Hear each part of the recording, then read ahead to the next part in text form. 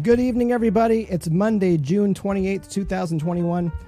My name is Mike Langford, and welcome back to another episode of DearBands Live, the podcast that explores the paths and stories of career-minded artists and music industry professionals. My guest tonight, a tattoo artist from London, Ontario, who's become a rising talent in the Canadian country music scene. His latest EP, titled Highway Mile, helped earn him 2 nominations at last year's CMA Ontario Awards for Male Artist of the Year and taking home the Rising Star Award. His music has generated over 2 million streams on Apple Music alone and found success at Canadian radio with songs including Where Music Comes From and Good Tattoo. Just like pen to paper and needle to skin, I think this quote sums him up.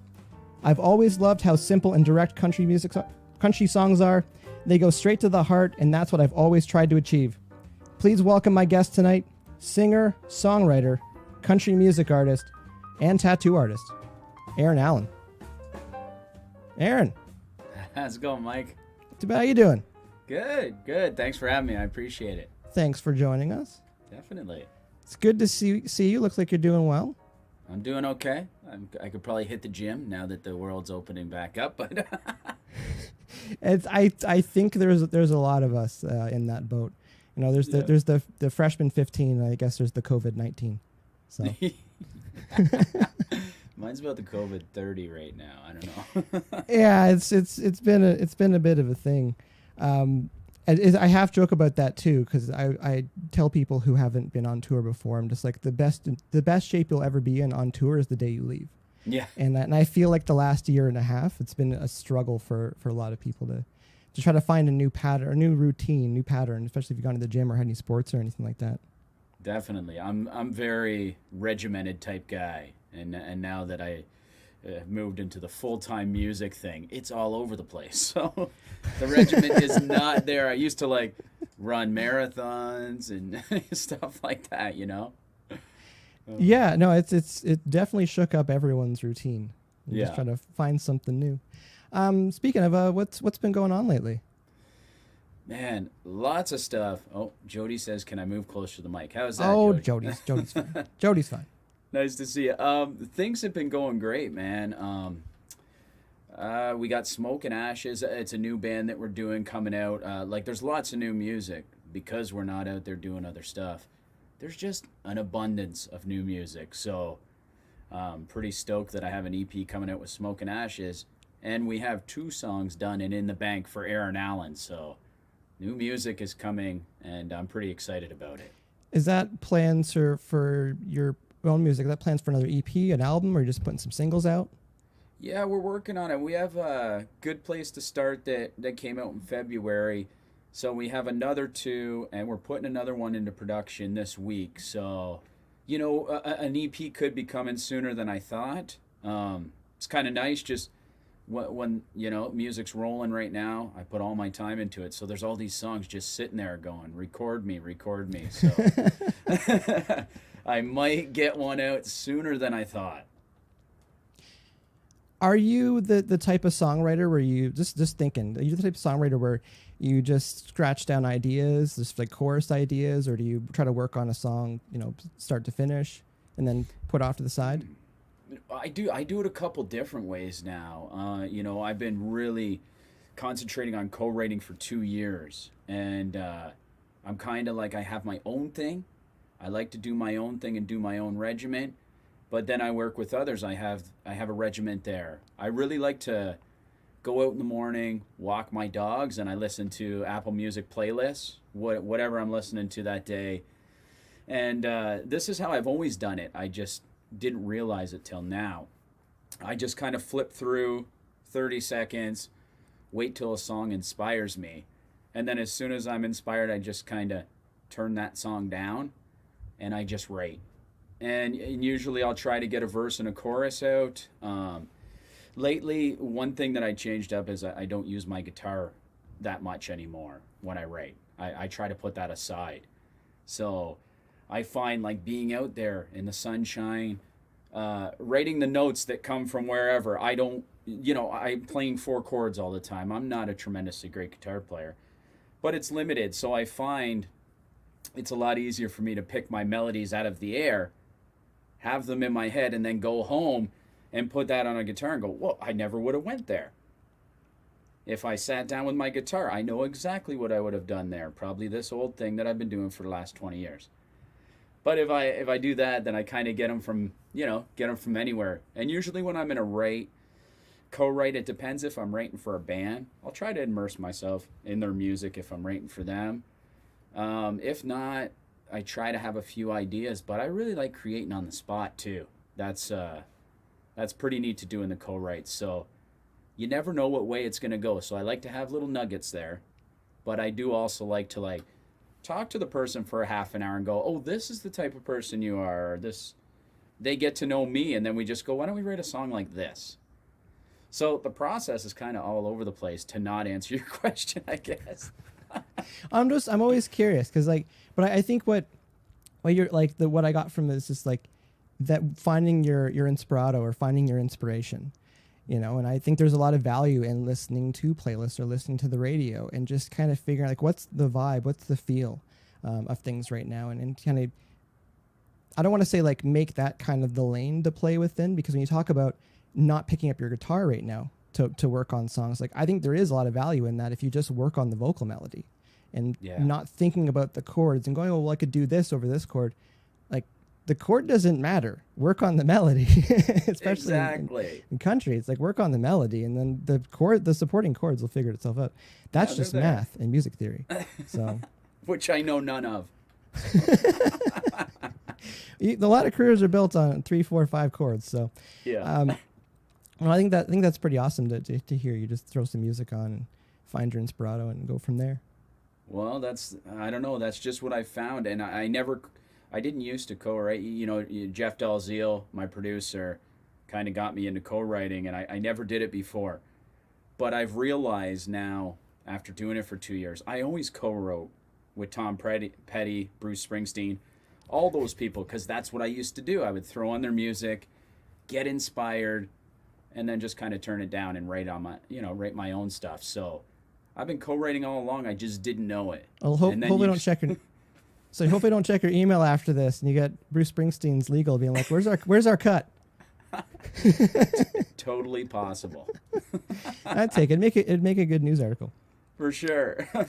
Just on that, while we're chatting about that, was there a reason? Well, you mentioned. Well, you said that you felt like you were co-writing because you were listening to some of the artists and stuff like that.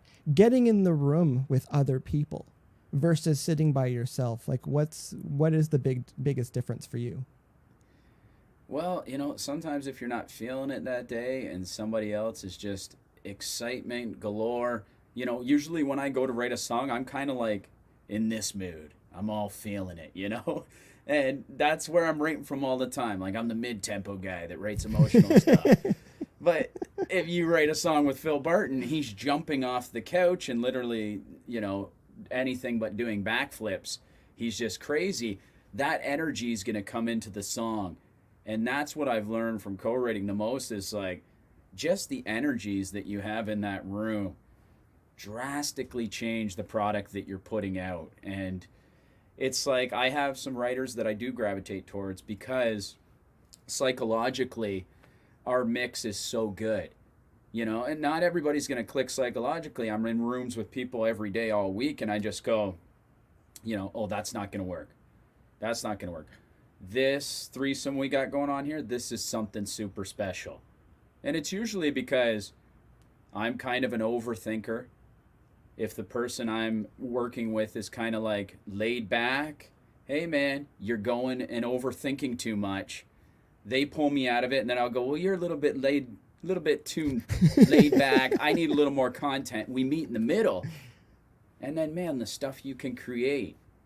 Another person in the room just kind of helps you get out of your own way too, right? Because we're the worst for that. And, there's somebody else to go, no, that sucks, Aaron. That's a bad idea. So many songs would have been terrible without co-writers. No, chemistry is important, and definitely. And you're saying this, getting out of your own way. I've as a producer, there's been many times where I've had to tell, especially with singers with lyrics, where I'm you're overthinking this. I know you've rewritten this bridge X number of times, but it's good. Yeah. The one before was good. The one that 5 before was good. It's like there's lots of variations of good. I always think of it as an end zone. It's not a finish line; it's an end zone. Just get in the end zone, whatever way you can. But but the thing too, you're talking about with chemistry, but also just the different energies in a room. And I think that there's so many artists out there that don't realize the value of not only like having the other energies in a room for writing, but just the networking too. Just building your network out with people, because good people generally have a lot of people that they can call on and bounce ideas off of or get advice from and stuff like that. And if you're never like in co-writing, I don't think it's an easy way, but like it's probably a pretty easy icebreaker. You have some success and you want to reach out, and it's like you can probably get a few people on the phone, or at least get people trying to call you 2 minutes before we're about to go live. And you got a lot of friends that you can call favors on for sure. And the cool thing about country is we're all trying to write each other's songs. We're all trying to get that cut. Yeah, that too. We all need each other, so it's really cool in that way. And I came from the rock world, which wasn't always like that. Like, we wrote our own songs in the rock world, and that's all that you need to say about that. That's kind of what I came from. So when Jeff was like, hey, you got to go to Nashville and co-write, I said, I don't want to. And he goes, well, you don't have a choice. Like, I'm not going to work with you if you don't do that. And it was me getting out of my own way was the best thing I ever did. Yeah, go meet some people, and that's the thing too. Like, with trying to think of a way to word this, but like until you meet professional, like pro songwriters, like pro songwriters, like what actually pays their bills and keeps life, you learn a lot. How that stuff works. Then you mentioned with Jeff Dalziel, like I learned a lot from him. Like, he was my main mentor, getting into production, and just shadowing him and seeing how, they refer to it, how you can turn music into food, basically, and just the process and the networking and how songs are thought out and things that they'll fuss over and things that they'll just not really worry about too much. And also just the amount of songwriters coming through the room in the Sony building at that time. It was just like, it was an eye-opener about how things get done. And it's like, you never knew it was that way unless you saw it. Yeah. Nobody ever, like, I was never told in 20 years, like, oh, this is what happens? Oh, okay. Like, nobody knows that. I don't know. I didn't. Yeah, it's just it's the musicians, it's just people in your network. And one of the things that I always think of is like, you need to have someone successful in your network, so that not to follow them, but the idea where like someone where it did work because they probably know people that it did work as well. And there's a lot of artists out there, they think they've got like, sorry, I'm ranting right now. It's part of the DearBands spirit. But it's just like there's a lot of artists and bands that feel like they had got it figured out. It's just a matter of time until it works. But like, even you now, it's like you probably could see someone who's telling you something and you're like, there's an easier way. Yeah. There's an easier way. You're trying to hammer a nail with an apple right now. There's a way easier way to do this. Well, the way I look at it in kind of imagery, being a songwriter, trying to paint imagery to these other people, that I go, no, just try this, man. Because I used to picture, let's just say our song, our album, we made it, right? And this is a boulder, and we're pushing it up the hill. We're trying the hardest. We're going to get this uphill one day. And that's how I always thought it was. Can't wait till we get to the top of the hill. And now it's like, no, you're on the top of the hill. Just kick the boulder down and see what happens. And once you start having that attitude, just like, it's an open road, man. Just kick the boulder down, quit carrying it up the hill. Then things started changing a lot. And once you remove that negative block in your mind, roads do start to open. And like you say, co-writing with other people, we open doors for each other all the time if we can, within reason, right? And it's an amazing network. And I used to not know how it worked on this level because I was too scared to talk to anybody. I'm all tattooed up and people go like, you're scared to talk to people? Yeah, for sure. I'm not a conversational whiz. That scares the heck out of me, man.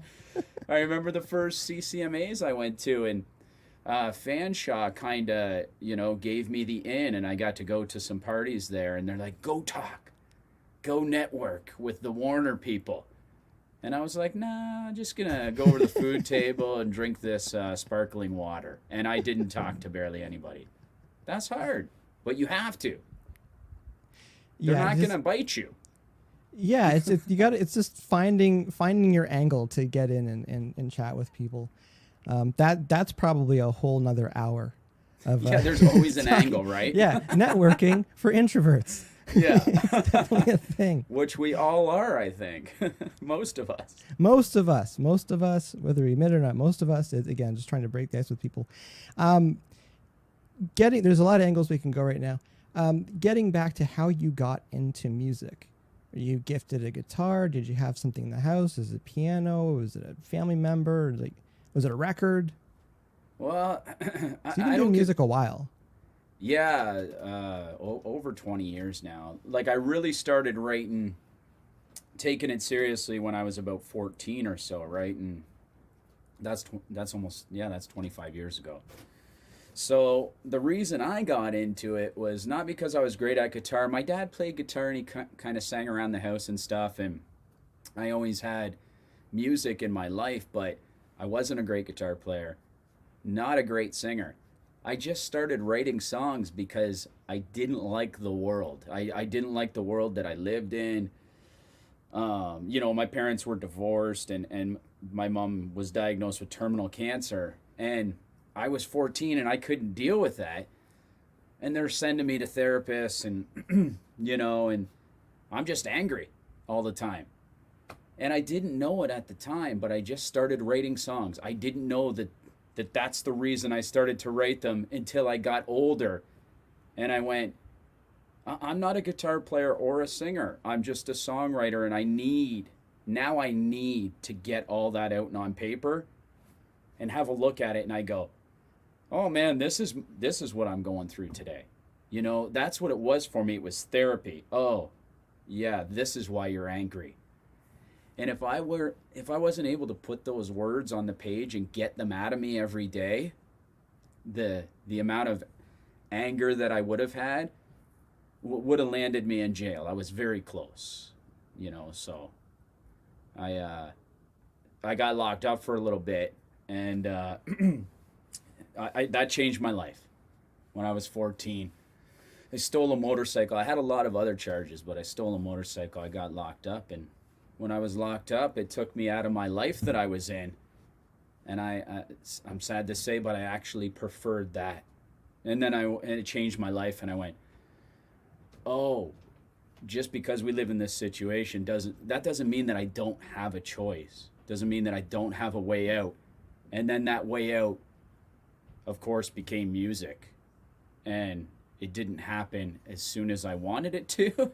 It's taking another 20 some odd years, but I wouldn't have been able to handle it back then either, because I was a pretty fractured person, right? So I would have screwed it all up back then. So sometimes it's just like the world kind of gives you things when you're ready for it. And I just had to keep going, or maybe it just took me 20 years to learn how to write a good song. That's what I always like to say. Hearing music as an outlet, because where I grew up, I felt like if it wasn't sports, if it wasn't hockey, it was music. And if it wasn't music, people were just kind of getting into trouble, especially in our teenage years. So the idea of I was one of the ones where, you don't get your growth spurt. So it's okay, sports are out. And then let's leave it at that. But the idea that music was my outlet as well. Just spending time with the instruments. And then you start to find people that also play instruments that don't play sports and also don't really want to get in trouble that much. So, it's good to hear, and it's inspiring, because it sounds like, you had some obstacles to overcome when you were growing up. And again, even if you're saying oh, I'm half joking, it took me 20 years to figure out how to write a song. It's still it helped you get through all of that. Yeah. And the funny thing is all that time that I spent writing those songs, I find that to be therapy, and I was writing songs for me. And then when I started working with Jeff, he was like, oh, do you realize that you're writing songs for you? You're not writing songs for the world. And it wasn't that the songs were good or they were bad. He just said, you got to start writing songs for the world. Now, to take that message that you want to portray but try to take yourself enough out of it that other people can see themselves in that situation, right? So that's when my songwriting really started to take flight. And oddly enough, that's when some healing began to take flight too, because I was like, oh, I don't really have to keep reopening these old wounds. Why do I keep reopening these old wounds? And then I started writing love songs about my wife and stuff. You know, I've been with my wife 20 years, and I only wrote her apology songs, not love songs. But now I get to write her love songs, and it's changed my life. It's strange how you know, just that shift in songwriting, that shift in your perception, changes your entire life. We talk about writing songs personally that may be opening up wounds and, you know, things that we're dealing with internally. I think that it's an interesting concept with you know, getting the advice, getting the advice from Jeff, being like, you know, write songs for the world, because the amount of times you hear fans of the music, people who've heard the song said, you know, this helped me get through a rough time, or this meant a lot to me. So it's like writing songs for the world, but also helping write songs to help maybe heal other people's wounds. Yeah, and I like, that's what I got into it for, was to kind of change the world, or to speak my mind and you know, say things. Or I guess, you know, Bruce Springsteen and Steve Earle let me know that I wasn't alone. So I guess I want to let other people know that they're not alone. And I was out at this site Mud Madness on the weekend, and I played this little private party, and one of the guys said, like, you're singing our songs.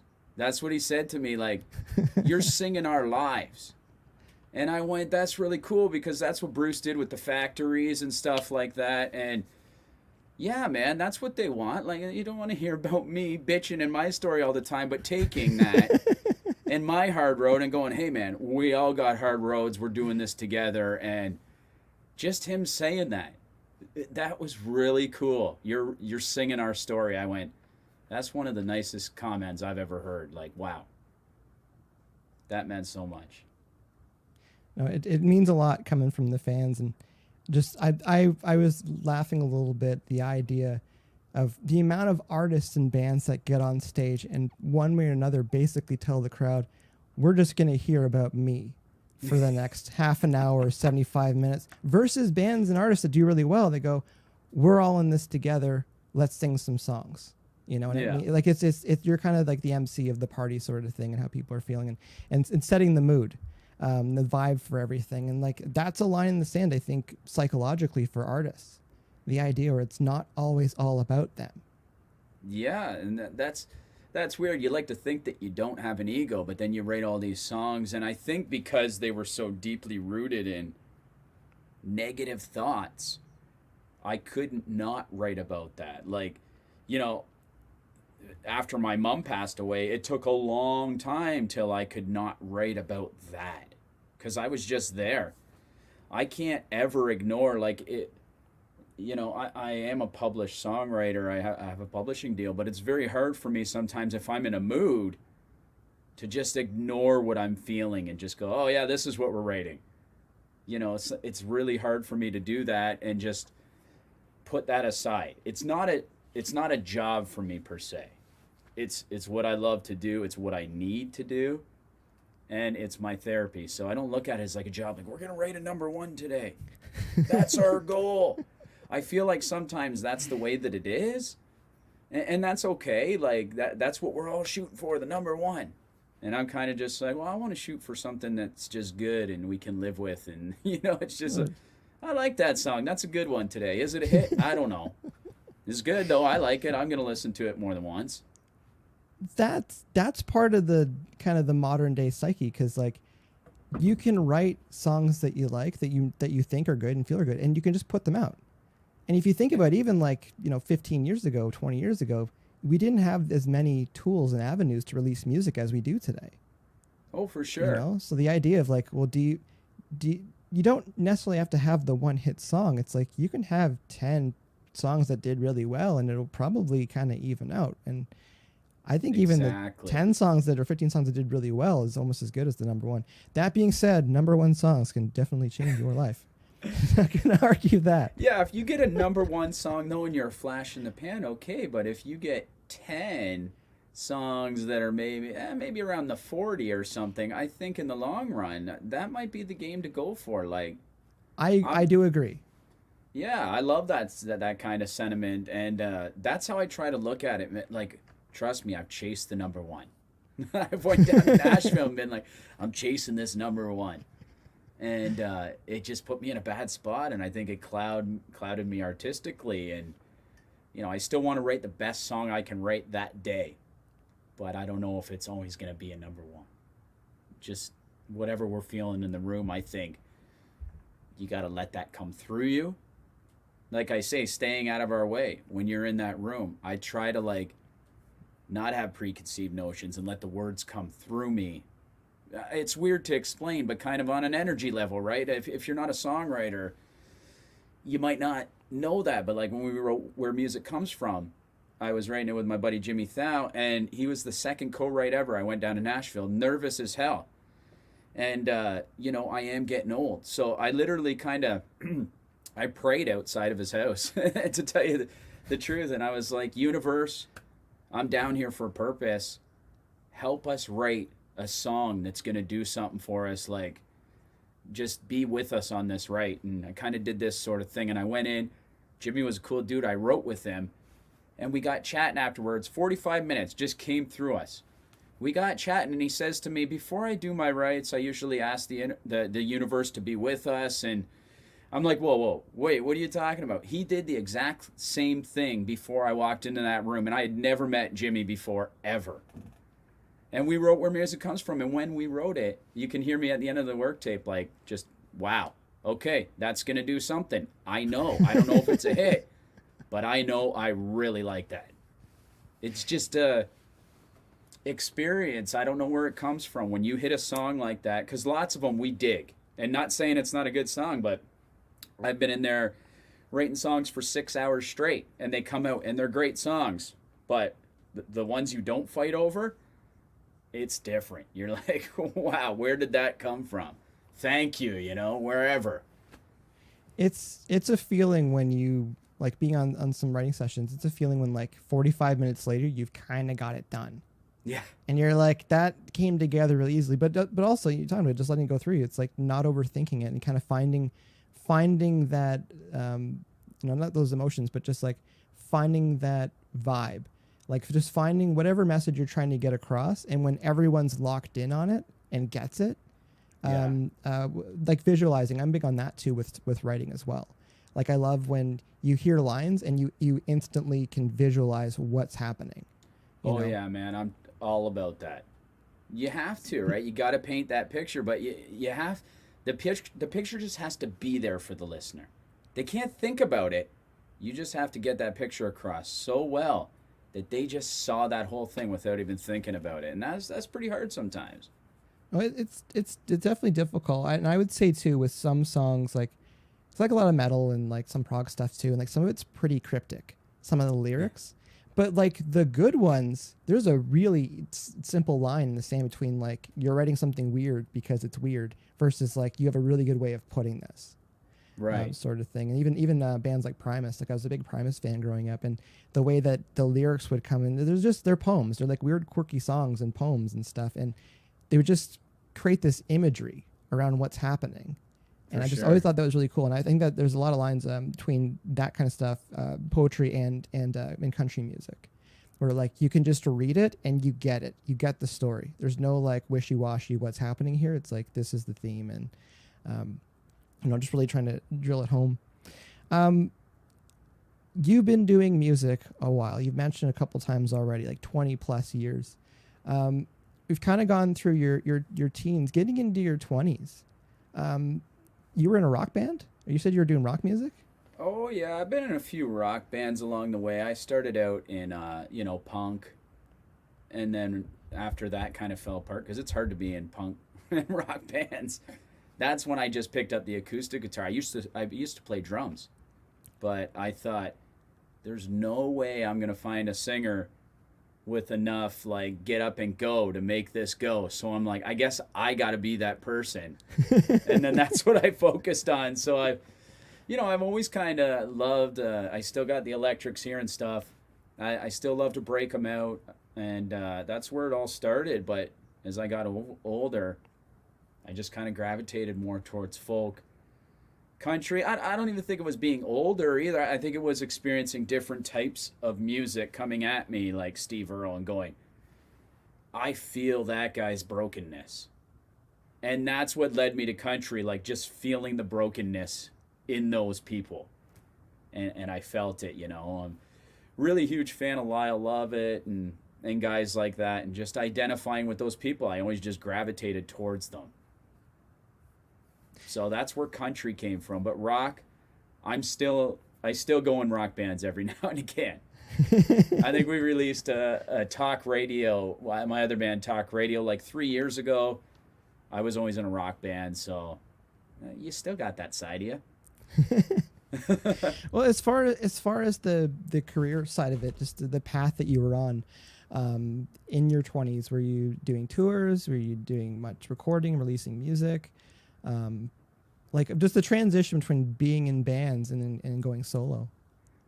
Well, you know, the whole rock band thing, I was in it with my wife. My wife was playing bass, and my brother was my drummer.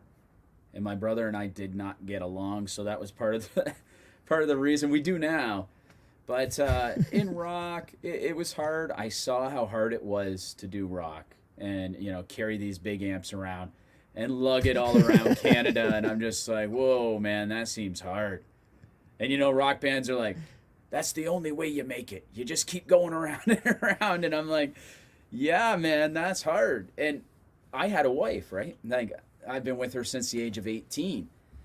So, you know, the whole rock band lifestyle didn't appeal to me, but getting away in a van all by myself and just kind of going around and doing my singer-songwriter and telling stories, that appealed to me. So once that got into play, once I was there, then I started doing it, you know, lucky enough to go on a little bit of an American tour. I like going out to the East Coast. I think I was there 2 or 3 years ago. And if COVID hadn't hit, I definitely, as soon as I can, I'm going to do another Ontario East Coast tour. I love doing those. So, yeah, I just kept making my rounds, kept writing, kept playing with people. I noticed, you know, I kept playing with all these people, and I got to a point where, wow, these country people that I really respect are playing with me, and it started really lighting a fire under me, going, man, like that pedal steel player. And I just started getting into that whole side of it, because the country musicians are damn good, you know, like they're just, they brought me to a whole nother level. Like, I'm just not that good of a player. Like, I might have you know, a voice that's pretty okay, but I mean, on the other level, I just look up to them and go, oh my God, like, you should be center stage. I should be back here. So I found that so fun, that just playing with these people that blow my mind. And I just wanted to continuously do that. But over the years, that's gone up and down. And Mike, you could probably attest to this when you're trying to do music every day, all day. 50% of the time you probably want to quit. Like, it's just depends what side of the bed you wake up on. But me, I'm like, maybe today's the day where I quit. So over the last 20 years, it's been very up and down. Retired a couple times. Music, yeah, definitely peaks and valleys. But I'd probably say it's more like peaks and ditches, probably. Yeah. as far as things. The idea of quitting, of packing it in, because again, I'll keep going back to this. Like 20 years, like when someone's been doing music for 10 years, they get serious at like 20 and they do 10 years. It's like, but they like really thinking about music for about 20 years, and the relationship, because I was digging around. Your wife comes up very often in articles and interviews, and the idea you've been together since you've been 18. She your biggest supporter, you'd say? Oh, for sure. Definitely. Even when I don't want to do it, she was still like, I know you need to do this to stay sane. Quit fooling yourself that you don't, and get out there and do it. So she stayed with me through it all. You know, there's been a lot of years, a lot of hard years of drinking and goofing off, you know, and probably not, like, I'm not saying I ever cheated on her or anything. I wouldn't do that, but just drinking and not showing up and being the man I could have been. She stayed with me through all that, you know, and now it's like family's first, my wife's first, music second. I'm super happy now.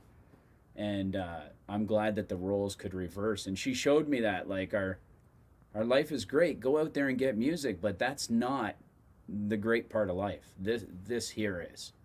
And I've really learned to appreciate that, and that's why I'm not constantly chasing. I gotta get this music thing or else, you know, I gotta do this before I die. It's not like that anymore. It's just, I'm having a good time, and if it stops being fun tomorrow, then I'm just gonna go get a job and do that. And I think I could live with that, you know? It's because I'm happy otherwise. I'm glad it didn't happen when I was drinking. You'd all hate me. You know, it'd be a different story. It could be a very, very different path that way.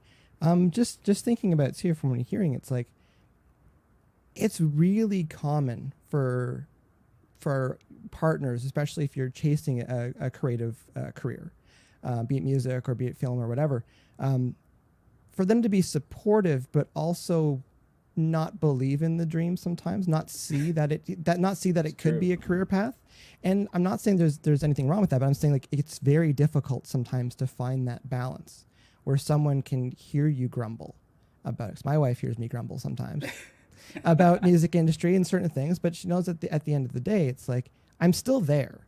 Like, you can still complain while you're, you know, trying to dig yourself out of a ditch for some reason, but it's just like, it helps having people who get it and understand and support you that way, you know, either way, and make sure that's your decision. Because not to rant about it, but it's just like telling musicians, especially when bands start to fall apart sometimes, you know, and families get involved too. People get married, have kids, you know, mortgage, car payments, all these things start to pile up, and it's like band doesn't really work, or music doesn't work. Because for anyone who's not familiar, being in music's expensive. Yeah. There's lots of costs for things, especially once you get on the other side of the fence of, like, okay, now things are real and you got to start running with it. But back with the relationship, it's just, it's another thing that you made me think of, like, maybe 20 years ago, we didn't have as much freedom to build a career in music. Like, you needed to get through the gatekeepers. They might sign you to a label or something and then start financing things. I see behind you, you have a studio there. The idea 20 years ago, have to have that. yeah, that's part of it. It's like 20 years ago, we might have something that's not as good at all. The quality's not good. You can do some demoing, but it's like, you can record a record there. You know, you can make a record there. You have to be all things. Yeah, it's like we like the cost entry is a lot lower. So, but back with the family thing, it's like, and you talk about putting family first. It's like, it's refreshing to hear that, because artists can do that these days. You know, the dream doesn't just instantly die when the idea of having to choose between one or the other. But I think your expectations need to change though too, right? Remember when we were kids, it was like, you know, we wanted to take over the world with our music. Well, maybe it's not taking over the world anymore. Whoa. There's a thing called balance. Maybe it's just making a modest living and being able to do that and being a good dad. And I'm there more than I should be. Like, one of the reasons one of the things I saw when I got into kind of a commercial space of, like, you know, I want to try for radio, I want to do this, is, you know, I'm like, if Brett Kissel can do it, why can't I? Because, you know, he's out there with his family and stuff like that. And then, you know, I know the amount of work that I put into it at this point, and I look at Brett Kissel and I just go, whoa, how is he doing all that? Like, I don't even think I could. I don't know. Now I'm just like, hey, I'm doing pretty okay right here. Like, if we move up, we move up. But if we don't, I'm okay. You know, I'm content. I don't know if I can do that much work. I'm sure if I had to, I would. But you totally can. Like, you can have a family and do this if everything's right. My wife is so supportive, and I'm supportive of her. When she wanted to be a tattoo artist, I went to a factory and did that and paid the bills while she got her apprenticeship, you know, and it's what you do for each other. So that's all we've really known, and we've seen each other through a lot, so we just don't give up, and we're always there at all costs, even if we think it's going to break us. You know, we're going to break the bank. We're not going to be able to pay our bills. We still stick beside each other like crazy. Thank God, because she probably should have left 100 times. That's for sure. There's the value, like the value of partnerships, you know, that actually get it. And it's a give take, it's a balance. And I know more successful artists that have found that in life than ones that have really gone it alone and just bulldozed their own path, sort of thing. And also just saying too, just like it sounds like you're happy, you know, and that's the idea of like this starving, miserable artist. It's like, it doesn't have to be like that. The idea of a modest living, like there's a lot of musicians that are fed this dream, but at the core of it's a bit of a lie. The idea that like, if you're not making, you know, high 6 digits, you wasted your time. If you're not making, you know, $100,000 a month, you are garbage. It's like, no, you can do pretty well.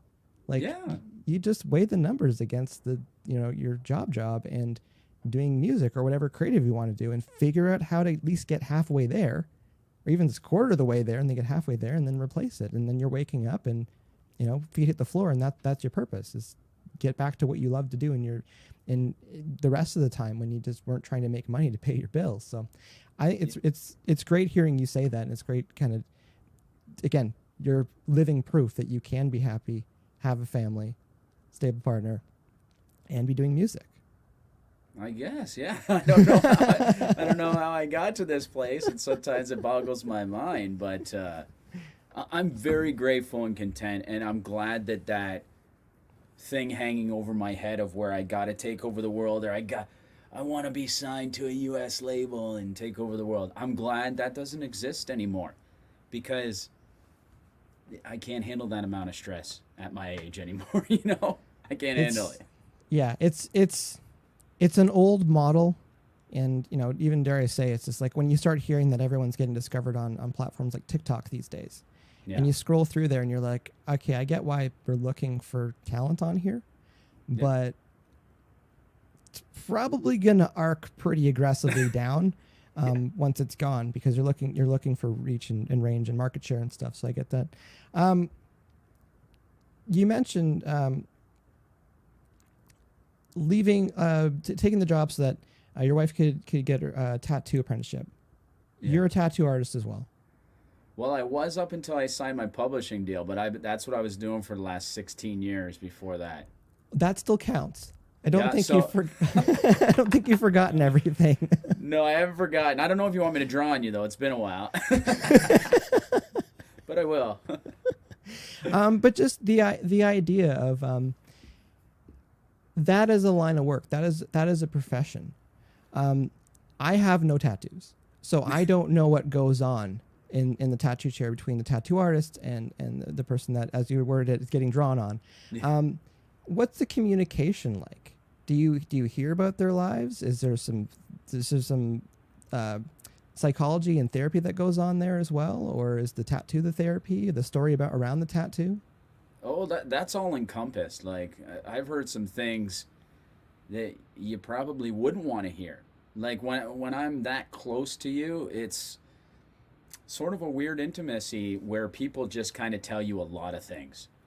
And they're very vulnerable. A lot of people are in there for memorial tattoos. Definitely relationships are always talked about.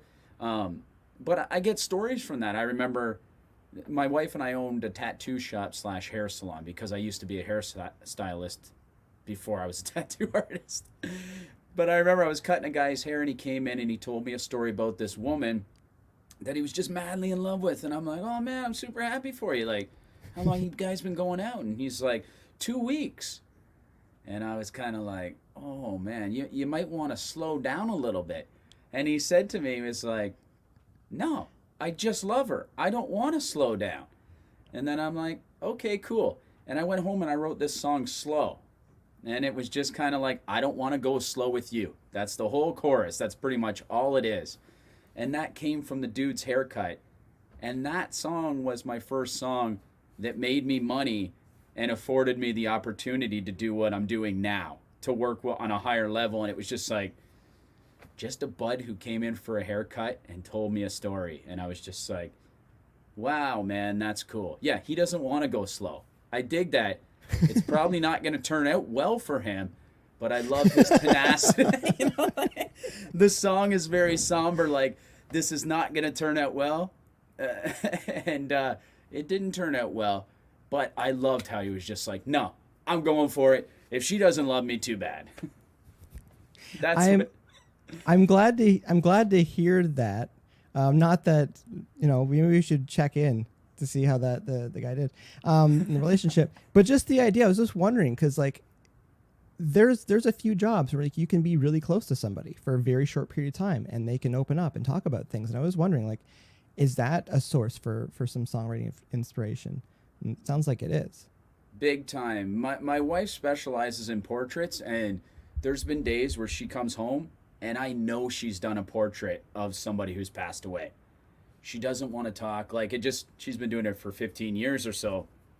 I know when she walks through the door, there's been a bad story. And I mean, the stories that we hear, it makes you appreciate your life because you don't understand the crap that's going on out there. Like, what other people deal with. And, you know, we all, you know, something might happen to us one day. But I mean, hearing that all the time, you gotta try to live your life in the moment as much as you can, because we hear those stories every day, and you'll hear a lot of tattoo artists live your life in the moment. It's because we're shown every day that people are, you know, just an accident or whatever happened. But I guess that's a gift of being a tattoo artist too, knowing all that stuff. I was gonna say, like, sometimes people think tattoos, they think, you know, Tasmanian devil or like someone's name or something like that. But it's the idea. It's like, yeah, like there's like, how many tattoos do you think have that really deep meaning versus the ones that are kind of spur of the moment? I think like the ratio. Well, there is the Pinterest craze. So there are certain tattoos that come through and it's like, we're doing this one again. And I've done this one like 10 times this month, but we'll do her again. But I think generally when you're working at a custom tattoo shop where we don't accept walk-ins, you're really getting people that put a lot of time into their tattoos. And, you know, I never really put a lot of time into my tattoos. Stuff that I have on me, I'm just like, yeah, okay, just that looks good, do that. I didn't put much time into my tattoos at all. And some people, they just put a ton in. I think it's just the type of person you are, right? I just see something that looks cool and go, I want that on me. Or just like, I don't even care. Just do that today. I read that sometimes your apprentices draw on you a little bit. Oh yeah, like I didn't want to show the world this, but I'm wearing shorts right now. I'm wearing this jacket. I'm just ruining the whole perspective that you guys have. I'm in the nice studio with my nice jacket and shorts on. But when I apprenticed, I tattooed all over myself. That's usually where you start, is you do your legs. So I did my dog and I did a little dagger here, and then my wife was always in tattooing. So every time they got a new apprentice, I was like, yeah, what do you want to do? Oh, you want to do a koi fish on me? Go ahead, let's do it. So I can't remember the last time I paid for a tattoo. People go, why do you have so many? Strictly because they were free. That's the truth. And now I just don't like the pain anymore, so it's stopping. There's a lot to be said, though. Again, you're I don't know if it's paying it forward or you're helping the community, because like you got to start somewhere, and I guess you got to start with something in someone, and it's like, hey, I got some space here. Yeah, that comes from my punk rock beginnings, and just tattoo whatever you want on me. I don't care. Yeah. Well, I was curious. I was writing some notes down earlier, and I was just curious. If there was any kind of parallels between the thought process of hearing about people's tattoos and the thought process of actually getting into the mindset of writing your songs. And it sounds like there is. And again, like we're telling stories at the end of the day with our songs, just like I believe with a lot of tattoos that they're telling a story as well. Even if it's just, I saw this in Pinterest and I thought that'd be good, sort of thing.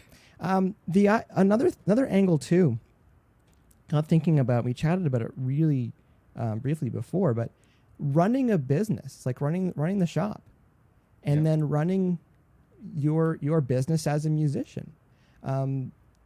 In my career doing this, that's like a huge hurdle for a lot of musicians, is thinking about it as a business. Thinking about expenses, cash flow, thinking 6-12 months down the road. The idea of your shop, like having, say, a 5 or 10-year lease or something like that.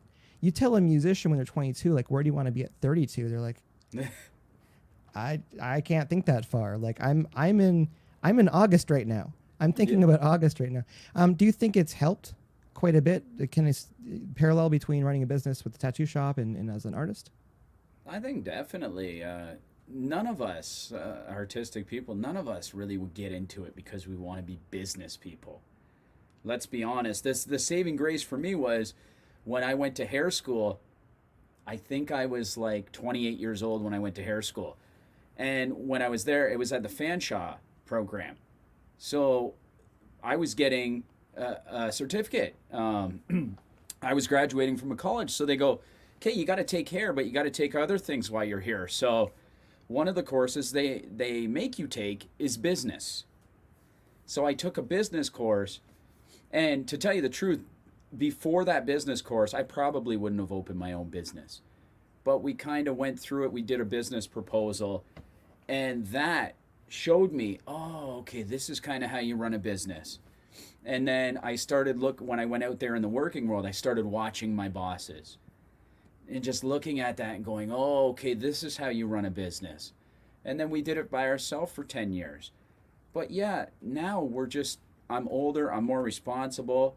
A penny going out should be accounted for. It's not the same. It's like, I just want to be able to make enough to make another song.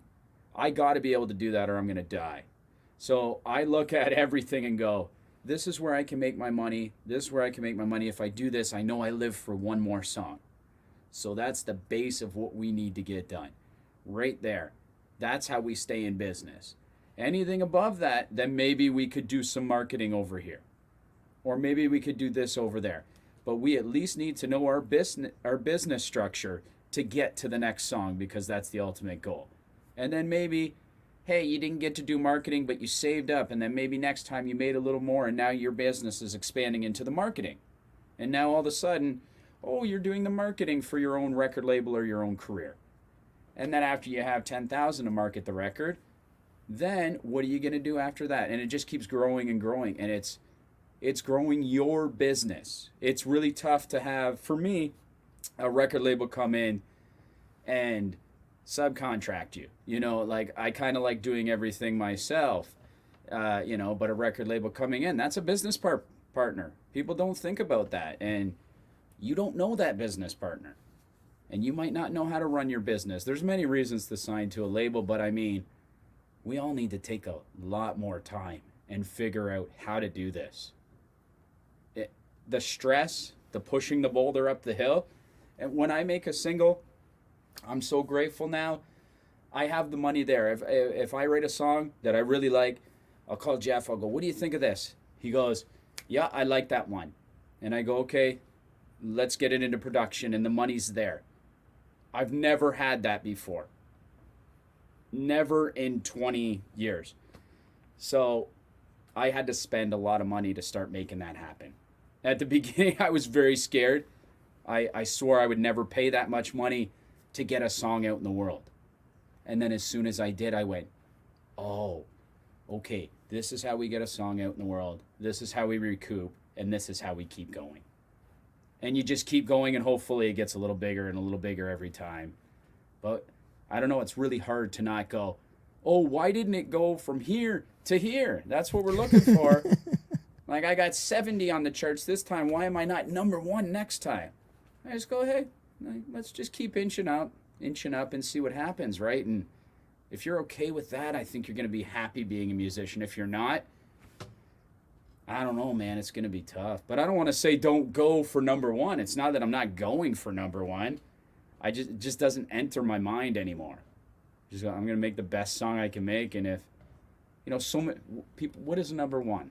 There's so many factors that make it number one. It's not me writing it. It's not my voice on it. There's so many other factors. I could write the best song tomorrow and it could flop. Yeah, no, to say the least, a lot of things have to line up timing wise. A lot of stars have to line. I've said a couple times too, I feel for any band that was ready to break last year. Yeah. Any band that at the end of 2019, they're like, next year's going to be the year. We're lining this up, tours, summer festivals, records going to come out, all that. And then the way things went, I feel for them so, because it's like, it was right there. And then, yeah, just the universe is like, oh, not this year. 2020 is not the year to do it. To keep on the train of thought that I had, you talked about, no, let's go back to the running the tattoo shop for a second. The idea of you spending that money, then investing of the money. The idea, like, what did it feel like when you got your first shop and you had that lease and you kind of walk in the door and you're just like, what are you feeling when you've committed to that? I was figuring out, how the hell are we going to do this? Is this going to work? After you've signed the lease. Like after yeah. Because, what we did was I used to work at this salon and I drove past this old, disgusting laundromat for like at least a year. And I drove by it every day and it had a for sale sign in there every day. And then one day I was like, it's been a year. This business, I'm sure I could get this cheap. And I looked into it and we ended up buying the business very cheaply. And I didn't know what I was doing. But when we got the business, I started taking apart the wall and I noticed, okay, this whole place needs to be renovated. So we had to gut the entire place. And, another $60,000 later, we leveraged our house. We had this business. And I was scared as hell, even more than but it's the same thing with music. You need to jump out there and do that and be scared as hell. If you're not, you're probably not making the music that's going to make a difference. Like you gotta put all yourself into it. And I haven't done that until 2 years ago. I really haven't done that. I've always been kind of half and half, but it's always scary every time I put out a song. We're putting out a new song for Smoke and Ashes right now, Pete Les Bronson and I'm scared. Are the people going to like it? I love it. I think it's great. But is it going to make $1? I don't know. But hopefully it does so we can live another day, right? But you have to put that investment into it. And you know what it costs to put a song out there in the world, to radio, to record at the level that we need to be competitive at. Most of us will never entertain that $sign or be able to afford that. And that's why I was always like, no, I'm never, ever doing that. And then the older I got, I said, it's now or never. I had to do it. And luckily, it's been working out okay. But no, I wanted to go back to that for a second, because there's that concept of kind of burn the boats. There's that concept of when you sign the lease for a business and you've got you have some kind of plan roughed out of what you're going to do. But a lot of musicians, I find, don't have that. And we talk about the financial investment. I figure that a lot of the time that is the burn the boats mentality, where it's like you have the money, it's going to be spent. Hopefully it's spent wisely, and now it's on you. And when you talk about earlier with labels and stuff, the idea, usually labels were the ones putting the money together. They had the budgets. They were holding the purse strings on it. So they did call a lot of the shots, but they had a plan to make money. And when some artists get mad about stuff, it's like, well, it was their money and kind of their plan at that point too. But like, you can do that these days. Like, you can put that stuff together. So I just think there's a lot of common threads being able to be a business owner. And again, that feeling of walking into a room with your business and going like, I hope this works. I really hope this works, because like it kind of has to work, because if it doesn't work, then like this is really bad, like financially and probably personal lives and a whole bunch of stuff. And music is so similar, and I see it and hear it so often. Musicians, they just nickel and diming and just trying to just spend the no budget, spend the least amount possible, and then you see how it gets done for real. It's like if you have a vehicle or something like that, it's like if you skimp out on it, it's like you're going to spend more money trying to repair it, getting it down the road, than if you just spent a little bit more for something trustworthy. So Exactly. And like you say, I have all this gear back here, but you're not going to hear an Aaron Allen production out of me. This is for demos. This is for stuff like that. And, you know, I leave it to the people that I do pay that money to do that. And that's their art, right? So you could do a lot of things on this, but I mean, it's still got to be done right. You know, you can't cheap out. It's still got to be top quality. Having your studio set up there, that doesn't hurt, you know, being able to sit and work on, because even one of the things too, not to go on about it, like when bands want to do demos and stuff, and I realize they have no rig, like even in their jam space, they have no recording rig for demos. I'm like, don't spend $5,000 at the studio yet. Like, figure out a way to demo, because you need to work on your songs too and hear what's going on and get some experience recording yourselves. But it's just like, we can do this these days. Yeah. My other train of thought that was going, we're talking about putting music out last year, because you had a pretty good year last year, all things considered, because you put your EP out last year. Yeah. In COVID, basically. In the thick of it, yeah. Was that like how'd you make that decision last year? Well, that was tough because it is self-funded. So it was like, if I put this out now, this is kind of risky. I don't know what's going on with the world, but I felt like it would not be right if I held that back. Like, people need music in time of needs more than anything. We've seen it. You know, when the world comes together, when they need to sing a song, everybody gets together and raise the funds to help out whoever. So we talked about it for a minute, and I just went, there's no reason to hold it back. I'm scared, but just put it out, because people need the music now. And luckily, it's a risk at any time. So COVID or no COVID, it's like I still feel probably the same amount of butterflies every time I would put out a song. But yeah, I felt it would have been wrong to hold it back. So it's tough to do the tour support last year.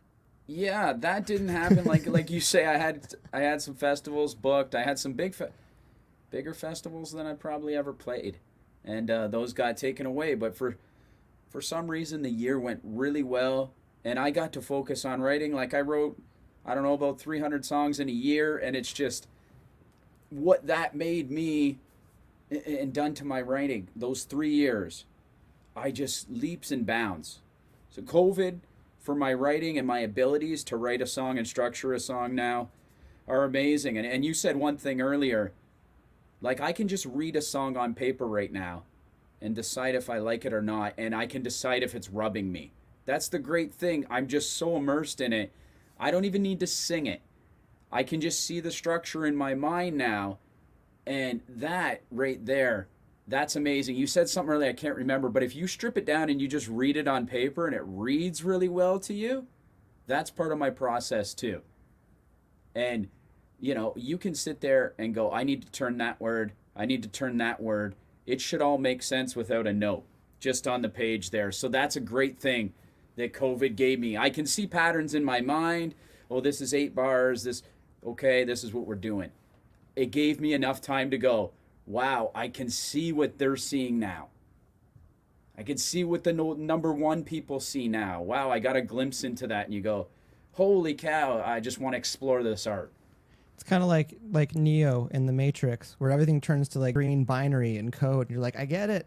Yeah. I get what they're talking about now with the message. Yeah, I finally get this. And the cool thing is, you look back at your old songs, like Jeff said to me, he goes, look back at your old songs. I used to go like, I don't know why people like that song slow. Like, it's just 2 voices, a guitar, and a piano. I like that one. And then I went back and I went, oh, because there's no chorus. There's just a post-chorus. It's not actually a chorus. That's why people like slow. There's a chorus. But I never knew that for the last 12 albums. You just stumble into a chorus and go, man, I don't know why people really like that. Oh, it's because there's structure there that's been used forever, that's familiar to them. And now that's all in my brain because of this whole experience. There's a lot of value in songwriting structure. It's two people that agree on that, to say the least. Also last year, because again, shows were difficult last year, but you got nominated for 2 CMA Ontario Awards. Yeah, that was well, I was nominated last year for Rising Star and Male Artist, and I was lucky enough to win the Rising Star.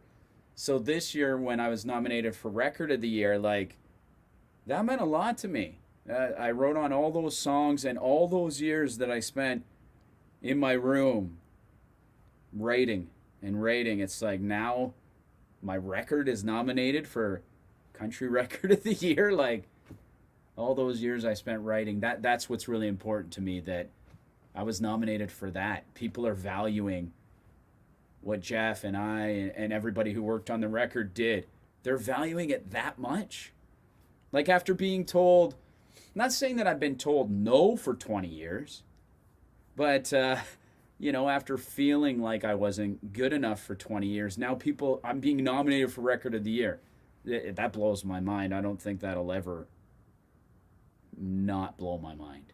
If it does, I should probably just walk away. That was amazing, I would say, the idea of being in music, being told no for 20 years, it's like, if you can't handle rejection and being told no in music or just in anything, music's not for you. No. Because there's way more of that. And I don't want to call them losses, because sometimes it's just like people say no for whatever reason, but it's like, if you can't handle that, this is not a good path, because there's way more things that don't work out than do work out. And that's putting it nicely and quickly. But back last year, in winning Rising Star, or winning the CMA award, you got to perform at that as well. There's a drive-in. Well, I was supposed to perform that year at the New Faces. This year, I'm going to be performing during the show. Okay. But yeah, last year it was supposed to be on the New Faces stage. I'm still going to do that concert this year. We're still going to do that. But I also get to play during the show, which is pretty crazy. So that's a dream. I dreamed about that speech forever. And I never thought I would win, but I've been dreaming about that forever. And it was every bit as good as my dream. Probably better. It was so crazy. But getting up on stage, or last year, accepting the award? Yeah, getting up on stage and accepting that award. That was great. So now, this year, I get to play? Holy cow. That's, wow, I don't know how this happens. Do you remember actually giving your acceptance speech? Or is it a blur? I sort of do. I remember, I don't think I took the trophy or something with me. I think I just took the card that said my name. Thank you for the card. And then I had it on my phone. I didn't really think I was going to win. When they called my name, I literally had to run to the stage because I was that far away. But I was totally in the moment because all of the cars honking. I don't know if it would have been the same if people were just applauding. But it was a weird feeling because all these cars, when I won, they were honking and they didn't stop. So I literally couldn't talk. So it gave me a minute to just sit and breathe. And I was like, that was the coolest feeling. And then I was just energized after all those horns. And I remember that speech and I was so into it. I'm like, this might be my one and only chance. I'm having a great time. That's awesome. Jody on Facebook here said you left the award on the podium. Is that where it was? I'm sure they know who it belonged to. So yeah, I got it later. I took the card too. I still have the card. It's a weird, not to say it's a weird thing, but just like I've seen enough of that, of the award shows and stuff, and you can kind of tell on people's faces when it's sinking in. Oh yeah. This is real. You're now nationally recognized for this. And I always think too, even just being nominated. Being nominated is great because it's recognized. It's fans and industry peers that are voting on this and acknowledging this. But just the idea of winning sometimes and just what it can mean to people. And I'm sure you walk by the award sometimes and you're just you're reminded of it. And you're just for sure. It's right there, buddy. I always keep it right there. because now the goal is like I have to keep this going. This is the rising star, and it's still got to be on the rise, right? So That is true. That is true. I can't just flake out now. I've had this honor put on me. I can't just quit now. So I leave it right there on the studio and go, you better write a better damn song than you did last year. You know, now all you got is male artist of the year. That's gone, buddy. So get to work. No, it's good. It's good motivation. Yeah, just for to sure. keep it going. And no, I think the thing too is just like when you talked about it earlier, the idea of just like always finding that passion, always finding where the motivation is, and just keep going. And the idea where like if you don't get those butterflies, or if you kind of don't get that feeling from it, like maybe you should do something else, you know? Because like it is part of it. And I would say like these accomplishments are great to have, but it's like they're goals that you pass by on the things that you want to do. And I think one of the blessing and curses of being in a creative career path is like you're constantly moving that goalpost of the things that you want to do, and then you get there and then you're like, okay, cool, and then 48 hours later you're like, okay, what's the new stuff? And it's, I don't know, I just think there's always new things to do. When you see people who are super successful, it's like they're constantly thinking other things they want to do, and they probably have more things on their list that they'd like to do than they realistically have time to accomplish. Oh, 100%. I just think all of our brains are broken in that way. Like, we just keep chasing and chasing. What's the matter with us? Always liking to do things. I'm still kind of laughing at the whole, because with the drive-in shows last year. Yeah. Because we think of shows, we think of, you know, applause and, you know, cheering and whistles and stuff. And I'm like, yeah, you're right. If everyone's sitting in their cars, you're going to honk the horns. Yeah, I heard the horn honking all night long. But it like kind of just jarred me when I got up there, and I was like, this is weird, but amazing. Honk more. And it was in London, Ontario. Yeah, my hometown. So they were just honking. I don't know. For me, it felt like a couple minutes. I'm just like, this is crazy great. People were hanging out at the side of their car and everything. No, it's an amazing story, and also like, just I hope with the last 18 months, like I hope the world's on the mend, and especially, you know, in Canada and US with music industry here, that we easily have access to. Like, I'm hoping we don't go back to what we had to deal with last year, but some of the stories that we got out of last year, some of the experiences that we did get, you know, I think there were some positives towards it. There was a silver lining to some of it. You know, you explained some of the personal ones, but the idea, like, people learned a lot about themselves last year. You know, there's perseverance, but also just, you know, making lemonade sometimes. You know, making the best of our situations sometimes. I'm sorry if you love lemons, but just making the best of things sometimes. And when you hear that story about the people honking the horns at the award show, in their cars and stuff, it's just like there were some people that packed it in last year. Yeah. You know, and because and then for several reasons, you know, they packed it in last year, and just seeing how some people just got back to work and just figured, okay, how do we do this? How do we kind of make this a thing? And, you know, those moments to me, it's like pretty memorable, because you wouldn't have access to experience like that.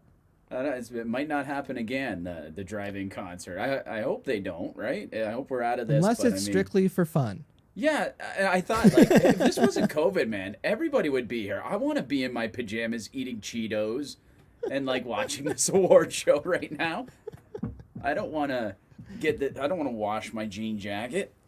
I just want to go out my jammies. So, just probably a good place to start wrapping things up. I've had you for over an hour here. Appreciate your time. You've got new music coming out soon, Smoke and Ashes? Yeah, new music's coming out very, very soon, and I'm super stoked about it. High on Sunday. You'll be seeing it really soon, so you can go join the Smoke and Ashes pages and pre-save it, and I hope you dig it. I love it.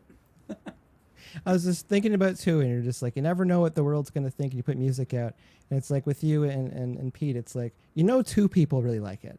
And then it's just like you put it in. It's like we like it, and you put it into the world. So it's always a fun question. People are like, oh, this new stuff, is it any good? And you're just like, I think it's good. Yeah, I don't know. Pete says it's good, so I believe him. And the whole thing just happened really fast. And we were like, in 3 months, we wrote and recorded an EP. He was just like, let's rate 6 songs. That's all we're going to rate. We're going to make sure they're all good, and we're going to do that. And I was like, yeah, cool. Let's do that. And it happened very quickly, like a flash of lightning. It's been great. So I hope that comes forward on the recordings, because we just had fun. You just sparked something else I was thinking about, and the idea, again, the gatekeepers kind of being gone these days, the idea where people can get together, write 2, 3, 4, 5, 6 songs and just put them out and move on to the next thing, because you probably did a lot of it online. Yeah, he like Pete's a producer, so we wrote the song all over Zoom. I was working with him on a solo project, and we just ended up rating high on Sunday. And we were like, let's do a duo. So we just literally wrote 6 songs in 2 weeks. And he goes, I'm going to produce these, and then you just do your vocal, and we're good. So that's what happened. He produced High on Sunday, sent it to me, and I was like, wow, man, that's insane. That's great. Let's do that. And then I sang my vocal, done. And luckily we have a lot of good friends around us. Justin Cutting's playing bass on it. Jeff's playing the drums.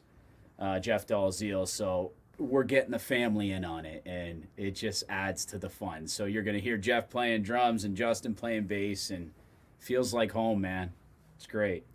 I think it's awesome that musicians can really easily get together online these days. And I feel like the last year, again, another one of those silver linings is last year, it's encouraged a lot of musicians to get comfortable recording, doing work online on Zoom or whatever platform you're using.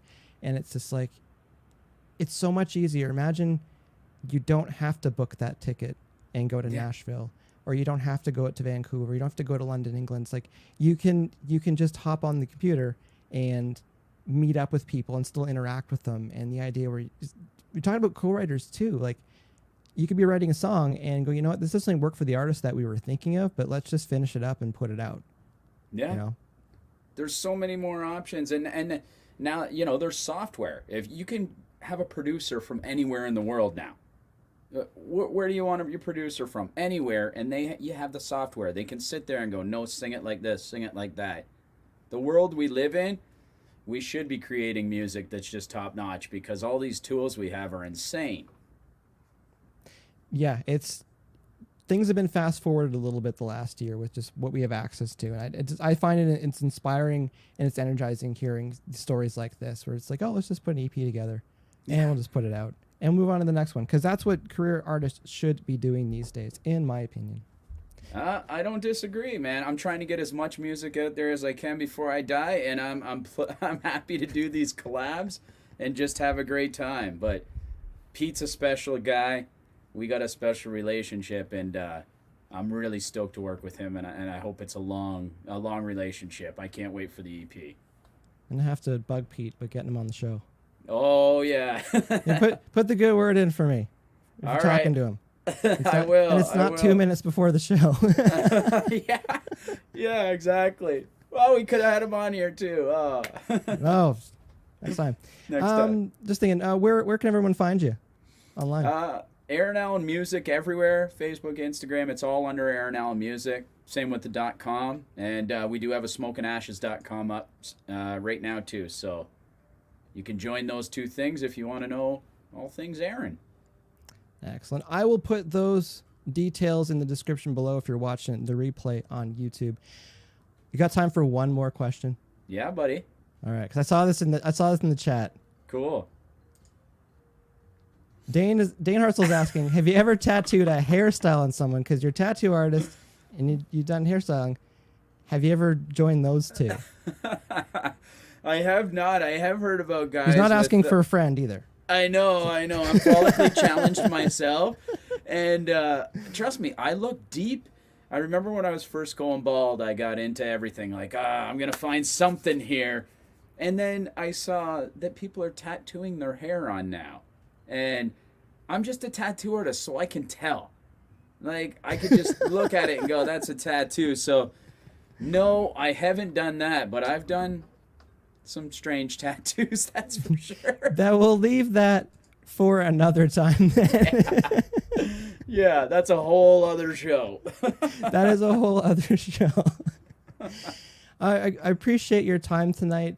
Thanks again to everyone for tuning in, taking part in the chat. Any questions in the chat we did not get to, we'll go back over that after the show and respond to those. Once again, my name is Mike Langford. This has been Dear Bands Live. And thanks again to our guest tonight. Thank you, Mike. Aaron. I appreciate it. Thanks again, Aaron. Thank you. All right. That is our time for tonight. Thanks for watching.